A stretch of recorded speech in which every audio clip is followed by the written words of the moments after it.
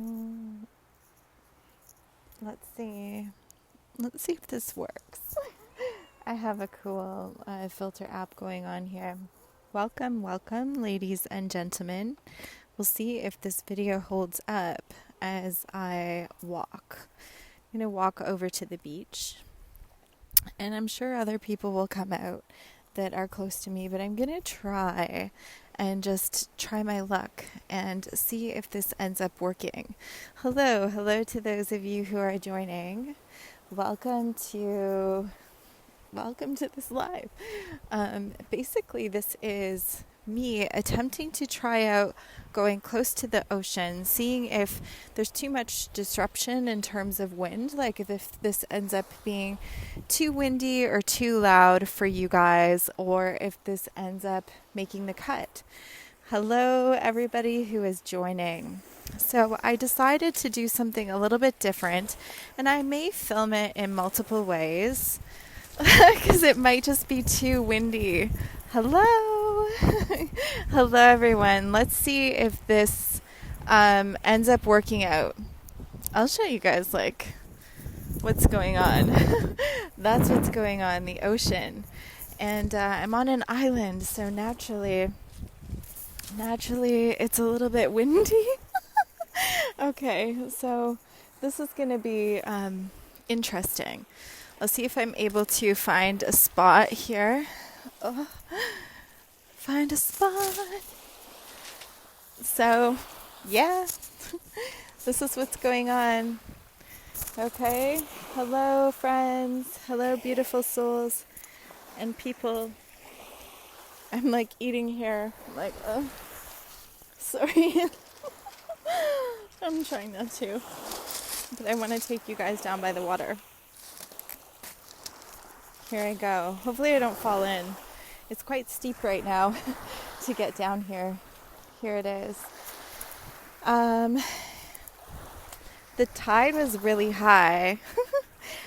Can you guys hear me? I'd love for you guys to let me know in the comments, can you hear me properly? Is it too windy? Because I was trying to film this workshop to do live on Zoom, and then I couldn't get it to actually record. So I was like, let me do it on a different platform. And then I thought, you know what? This is the first workshop in this series. Why don't I just come live and share it with everybody and give you guys an idea, a taste, a little, a little morsel of energy as to what you can expect. Now, I would like you guys to also know, so this is about intuition. What we're talking about is intuition. My neighbors are going to be like, what the heck is this girl doing outside yelling on the beach? But it's fine. Don't worry. Don't worry, everybody. I won't be yelling on the beach all the time. Look at all of the seagulls. Can you guys see that? Can you see it? So, one of my inspirations for taking this place was to be able to come outside and film workshops. Now, when I first moved out here, I had zero inclination as to how windy it actually was on an island, but it's beautiful. And I today I thought, why don't I come and test it and see if it's not too windy for you guys to actually be able to hear me.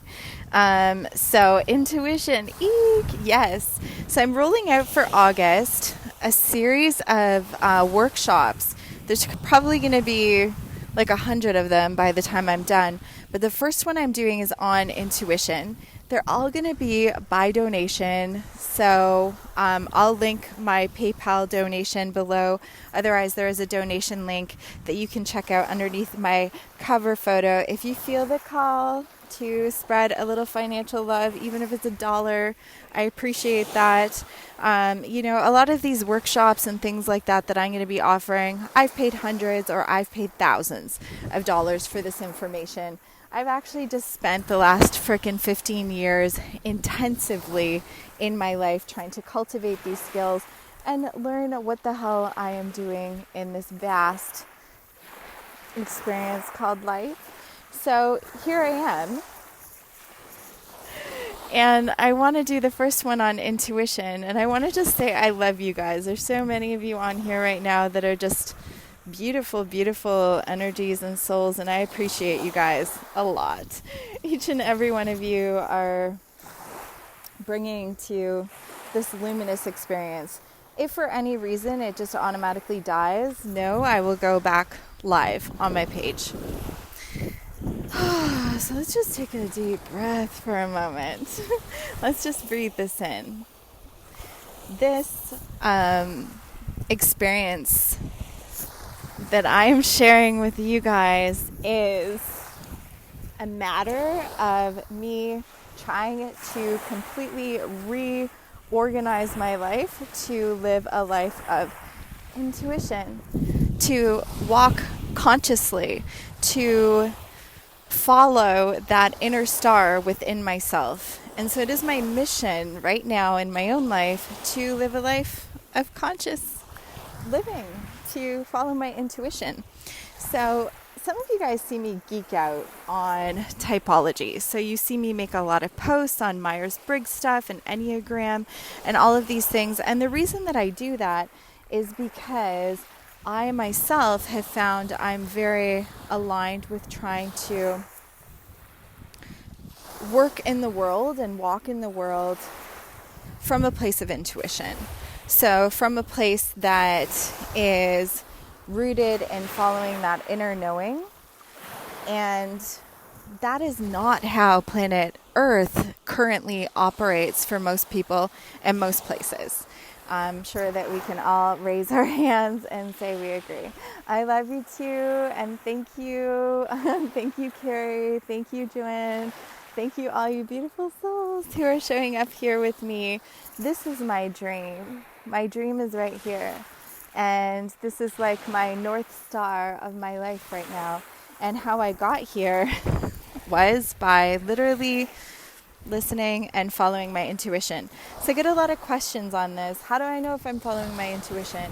How do I know if that's my intuition or if that's like, some other force? I'm going to just try and step down here without like hurting myself. So I'll just walk for a moment here. And I feel like we're going to walk over to the rocks to step. But so many of you guys ask me, what is intuition? How do I know if that's my intuition versus my ego talking? And that is a phenomenal question.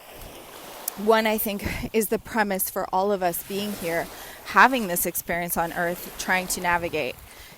How do we know if it's that inner calling or if it's, some other kind of internal psyche within ourselves that is telling us that's what we should be doing.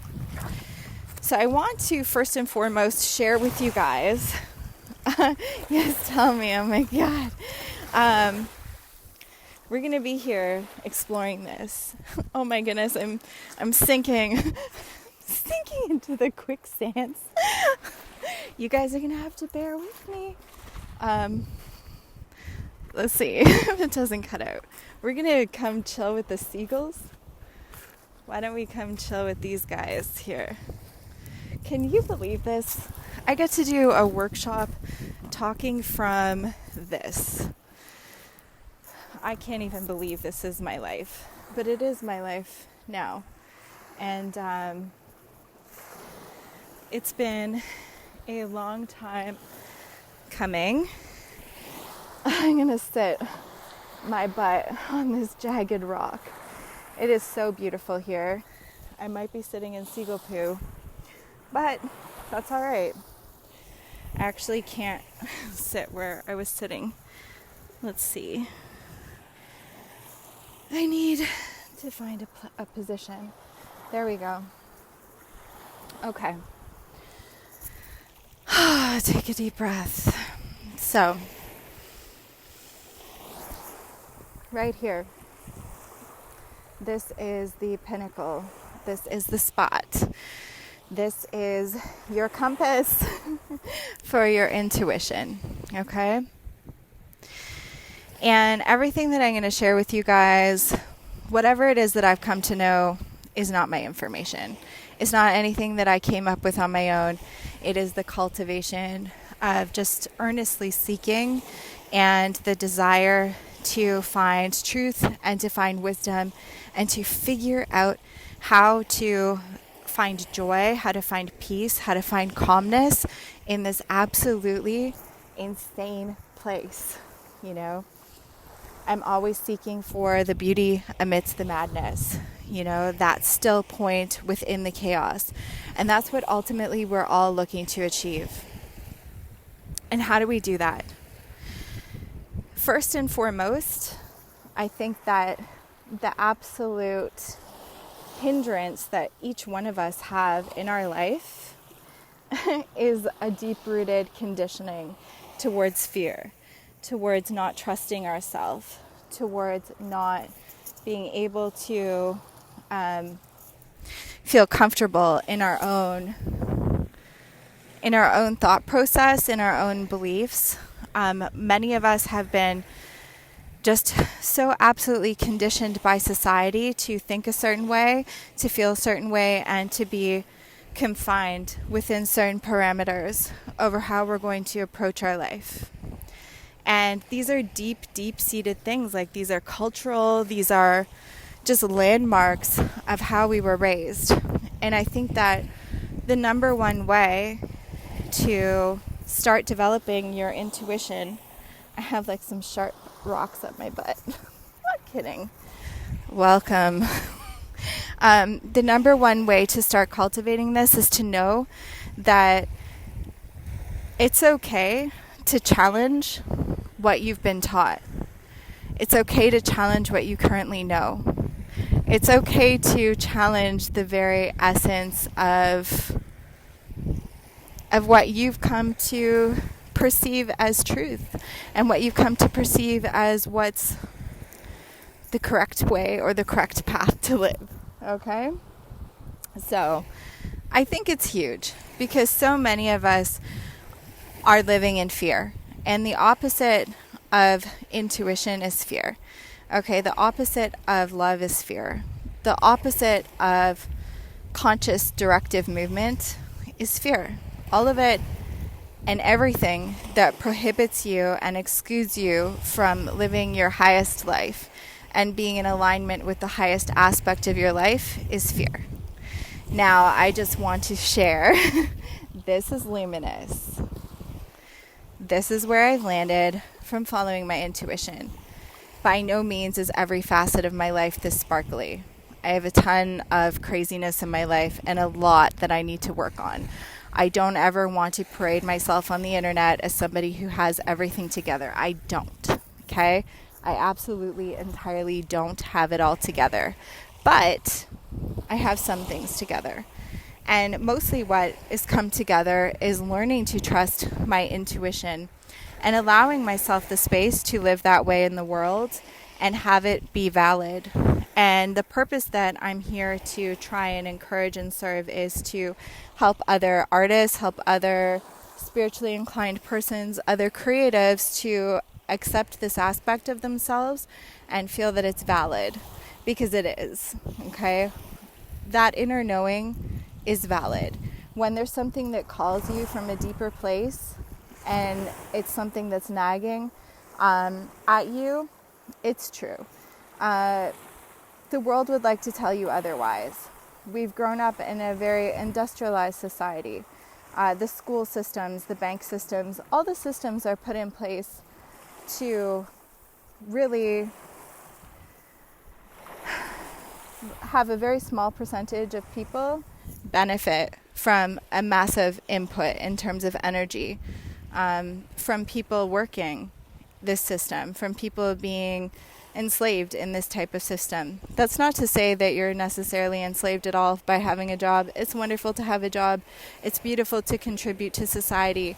But what removes us from an intuitive-based style of living is this notion that one must follow a logical and serviceful approach that doesn't question why we're doing what we're doing, and that is under this false mask that to do as one's told and to just follow these particular structures while ignoring the deep essence of our heart. That's what we're trying to ascend from. I've had a massage practice, I've had a holistic practice, I've had clinics, and I have had the opportunity of having tens of thousands of people in a closed space with very intimate thoughts and true shares, of people's feelings and lives and these things.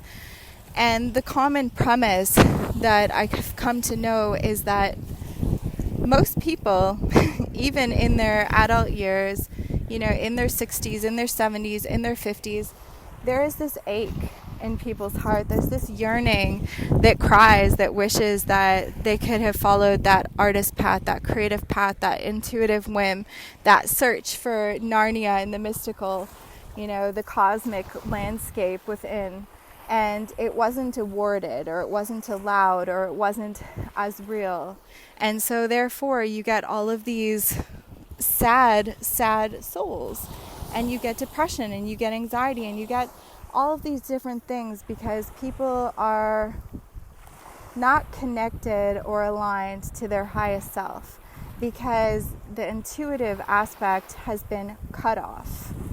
So intuition versus ego, how to make a decision in one's life. What can I say on that in particular? What I can tell you is that you will align with your highest self, your highest purpose, your highest ability to serve in this world and to be happy in this world and to be productive in this world if you learn to cultivate your intuition. Now, you guys would love me if I could just snap my fingers and say, I just grant you this gift of high ability to, navigate your North Star, your internal compass, wouldn't you? It'd be amazing if I could do that. I wish that if that's true and real, that anything that I have, that I've cultivated, that I've spent my intentioned hours of personal practice towards cultivating could be extended to you in a positive manner, then I wish that for you right now. The same as I wish whatever high cultivated beautiful things you've spent time in your life I could absorb also. In an energetic perspective, yes, we can transfer these things and we can accept these things if we're in a vibration that allows. And so that's possible. And I hope that the cultivation of whatever it is that I spend my time, we refine. It's like the more we do something, the faster we become at it. And hopefully when we've done something long enough and we step into a place where we go to teach somebody, we can give them the short version. I've spent, thousands of hours mucking around on templated websites. So yeah, now it takes me a couple hours to do something that would take somebody else 100. And it's easy for me to sit there and point and say, do this, do this, do this, do that. The tricky thing when it comes to spiritual tools like cultivating one's intuition is these are things of patience, and these are things of self-practice where you're going to have your own personal experience with them. So you can't bypass. But what I can tell you is that there's a whole bunch of things that are going to prevent you from cultivating it faster.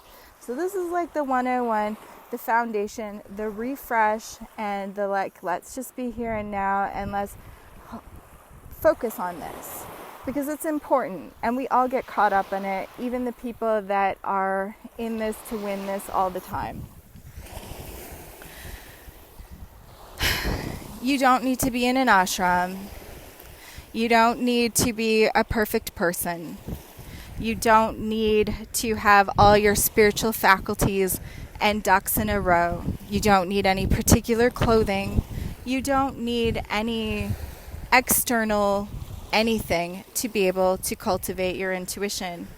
You don't need a special teacher. You don't need a guru. You don't need anything or anyone other than your direct participation with trying to connect with the highest. Okay? Some people want to say God, source, creator, nature, cosmic, high self, aspect of self, whatever calling or naming you would like to ascribe, that's beautiful and that's fine. The idea, though, is to connect to a higher aspect of consciousness. That's what intuition is. That's like what that map is, okay? It's connecting to that higher aspect of self. It's like saying that you have a compass. You have a built-in compass in your life, okay? And that is within you. From a perspective of yoga, we want to talk about the ajna, which is the third eye. Okay, it's also known as the Kutastha center, the seat between the eyebrows, the seat of God, the seat of consciousness. This is your internal vision, okay? Your insight, your true cultivated vision, the one that connects you with the rod straight to absolute truth. And you learn to use your intuition by stepping outside of the conditioning, okay? There's a lot of teachings, and they're true. There's a lot of teachings that encourage you to meditate, and I absolutely encourage you to meditate. I'm going to be doing all sorts of workshops and guided meditations and meditations outside of being guided, and just guidance about how to do that too. There's so many different styles of meditations and ways to do that. But it's not the only way. And it's not the fullest way. It's part of the way, is to be able to sit and focus your attention here. But how does one truly focus their attention there when their attention is splayed in so many other places, when there's so much confusion, when there's so much fear? So the first way to start cultivating intuition, I believe, is working with shadow work. It's starting to pay attention to the actual your biology, your physical cues that you take in. This is the way to begin. So, and again, none of this that I'm saying is anything that I've come up with. It's all stuff that I've learned from teachers, gurus, like enlightened individuals, a vast amount of books. And like, I'm 36. Since I was 20, I have been actively practicing cultivating my intuition and trying to learn how to hone this in, because my childhood was a very intuitive landscape that was very hidden. Having access to, psychic phenomena and these types of things and inner knowing left me very closed off from the world, because I felt like, I was always trying to walk with two left feet, because it's not a world that's very comforting or inviting for someone that walks with intuition and feeling first. We get called dramatic, we get called oversensitive, or dreamers, or crazy, or whatever other kind of things that people want to throw on intuitive personalities. So I knew that this was a way that I was. And so as I've gotten older, I've done everything in my capacity to try and figure out a way to fit in, or try to figure out a way to lend clarity as to the way that I think and operate and feel and process, and how that might be something that might be considered beautiful or a blessing or something positive for people. And so here I am, and I want to share whatever shortcuts I can, or whatever I can lend to you guys. Isn't it beautiful? It's phenomenal. I know, it's absolutely phenomenal. I feel it. I feel you guys feeling it. It's just beautiful. I know that it is. And I feel really blessed to be here right now in this moment with all of you guys sharing this. My battery is almost done. Of course it is. It's going fast. So here's one of the exercises that I want to share with you guys. Okay? I want you to just take stock of your body right now. Take stock of how you feel physically. And start to really, really pay attention to how your physical self feels.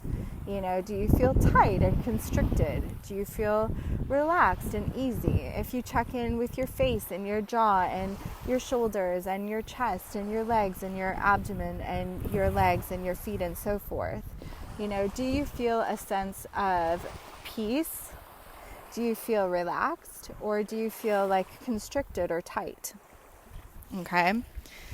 This is one of the key exercises that you can use for trying to make a decision in your life based on using your intuition, which is there. Okay, everybody can use their intuition. Everybody has intuition. Everybody has the same potential to cultivate their intuition from right to left, from one person to the next, to somebody that's been doing it forever, to somebody that's just figuring it out today. Everyone has the same ability to cultivate these faculties, okay? So when you walk into a room, how do you feel? You know, some parts of this are instinct, okay? So we're hardwired to be hypervigilant in some cases if we've experienced a lot of trauma, or, you know, the fight or flight stage that helps us to remove ourselves from scary situations like lions and tigers and bears. Oh my, we've heard this before. So the blood pressure starts going, and, you know, the heart speeds up, and all of the energy goes away from your rest and digest and gets like catapulted into this booming energy that's going to get you the heck away from what's dangerous. When we start living in a fight or flight state, okay, yes, your biology is acting in response before your intuition has the ability to. I know that, but I want to tell you what, your body wouldn't be in that fight or flight state, in that biological preconditioned state, if you were listening to your intuition. Because the way that we get into those states is because we are outside of living in accordance with our highest self. Okay? When we're living outside our highest self, we allow ourselves to continue navigating environments and energies that aren't in direct alignment with our highest potential. Now, sometimes we're forced into these situations, or sometimes we're trying to learn to navigate, or we're trying to be there because there's some type of karmic experience that we still need to go through. Absolutely.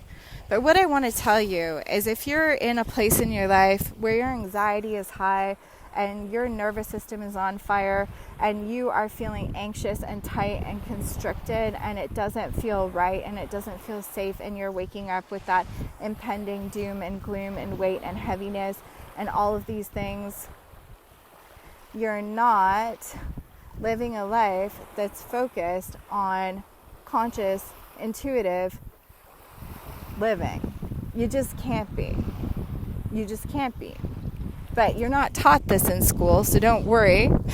You know, it's okay. We're all in this state, or have been in this state, and are learning to figure this out. That's why we're here. You know, whether we've been doing it for 20 years or 40 years or 50 or 2 minutes, we're all working on this right now, in this moment. That's why we're sharing space. So what I invite you to do is to try and catalog right now. Just do like a quick little snapshot of the different scenarios in your life. Think about your personal relationships. Think about your family relationships. Think about your work relationships. Think about your friendships. Think about the places that you go on a day-to-day basis, and the energy that you feel when you are in those physical spaces. Okay? Your body is going to do one of two things. Hello and welcome everybody that's coming on. If you missed this, feel free to watch the replay. It's only going to be about 2 minutes longer because my phone is about to die. But we will do a part 2. Your physical response to a situation is going to tell you a lot about whether or not to move forward with it, or if it's in accordance with your highest good. If you walk around in a perpetual state of anxiety, intensity, and feeling constricted, then it's a really good indication. I'm doomed. It's a really good indication. Carrie, you're doomed, but you're not doomed. It's a pretty good indication that there is a lot of room for you to listen to your heart. Okay? There's a lot of room for you to start listening to your heart and that notion inside you that tells you when something feels off or something feels quite not right. If you're second guessing and you're questioning things all the time, I want to just tell you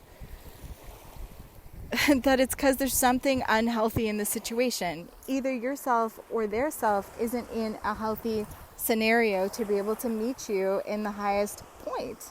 Okay, so when you're trying to decide what to do, like what your next steps are, what you want to focus on is how does it make you feel to think about having that perceived outcome? Does it make your body feel expansive, or does it make your body constrict? When you sit in stillness and you ask the universe a question, monitor how your body physically responds. Now, some of us have like a fear state, a perpetual fear state that we automatically go into. And this is where the shadow work is really important. Because if you've had trauma, or you've attached yourself to ideas that you're always going to fail or people are always going to reject you, you're living in a state of fear. Intuition isn't going to show up for you when you're living in a state of fear. Your ego is going to take over. And guess what? Manifestation is high tide. So when we project thoughts into the universe and we throw things out there really loudly, we will attract those things, positive or negative. Now, that's why, this information comes with responsibility, ultimately, because you don't need to be scared about having a scary thought and like having this bad thing happen to you. It's not about that. It's about learning to observe. It's about learning to observe when you have a question and you want to know the answer. What does your body instinctively respond like? How does your biology respond to being in an inquiry of any type? How does your body respond when you're in the face of somebody? Do they make you contract? Do they make you expand? Is the way that they're responding and treating you making you retract or expand? Is the environment that you're about to go into, does the thought of taking this new job or traveling to this new place or moving or getting into this relationship or out of this relationship, does it make you feel expansive and give you some freedom, or does it make you feel contracted? Okay? This is beginning. This is just a little kind of nudge in the right direction. But again, please don't forget that fear, if you come at anything from a place of being afraid and not allowing yourself the space to say, I'm going to just forget all of these preconceived notions that I have. I'm going to take away the cloaks of parents and society and education and systems telling me that I can't, or that I shouldn't, or that it's wrong, or whatever. Take that all away. Take away all the conditioning, all the cloaks, all the principles that have been ingrained inside of you, and just sit there naked in the moment. How naked can you be in the moment and allow yourself to actually have your own thought? What is your own thought? Undressed from everyone else. And in that thought, if there wasn't societal conditioning saying it was one way or the other, or wrong or whatnot, are you feeling expansive with it, or are you feeling retracted with it? Okay, so contracted. That's where I want to start. I'm just having like a deja vu. Deja vu. Anyways, ladies and gentlemen, I hope that is some insight.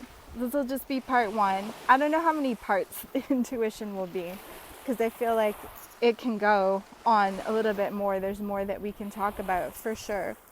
But grounding yourself in a good meditative practice after allowing yourself to have a good conversation about where your beliefs come from and how much those restrict you from actually listening to what it is inside that you actually want. When you take out the logic, you take out all the other voices of the people around you, and you just get down to your own voice or thought. What is that? And then how does that make you feel? Because a lot of times we're living out of alignment from what we really want to be doing, and that leaves us in this stress response state where we're living in fear, and then it's like intuition isn't even something on the forefront, or like it's not even there, because you're just trying to survive. So if you're in the rat race of surviving, there's not much room for figuring out how to live intuitively or consciously. So let's go back to square one. Where did you even get the idea that you had to live the way that you were living from? Where did that come from? Okay, once you get there, then you can start unpacking. And the spiritual, intuitive lifestyle is not for the faint of heart. You have to be willing to have a whole bunch of tower moments in your life and accept that they're painful as hell, but you're already suffering. You're already struggling because your life isn't in alignment with your heart and your soul, and that's why you're in pain, and that's why you're showing up to things like this, right? All of us. So it's challenge no matter what. You might as well take on the good fight and know that you're bleeding so that you can transcend and that you can have lightness and that you can have joy and that you can share that with other people and you can taste it and really taste it and know how very real it is. So much love, everybody. Thank you so much. So many amazing souls on here. I see you. I love you. I see you. I love you. All of you. I do. I really see you and appreciate you. I know how hard you're working. Stay the path. Stay the course. You're going to figure this out. I want to do my best to extend myself to help you figure it out. And I just want to let you, each and every one of you know, I really do appreciate you. I have like 56 videos going up on my YouTube channel this month. Please subscribe. It's Sensual Mystic. You can find like all the links underneath my cover photo.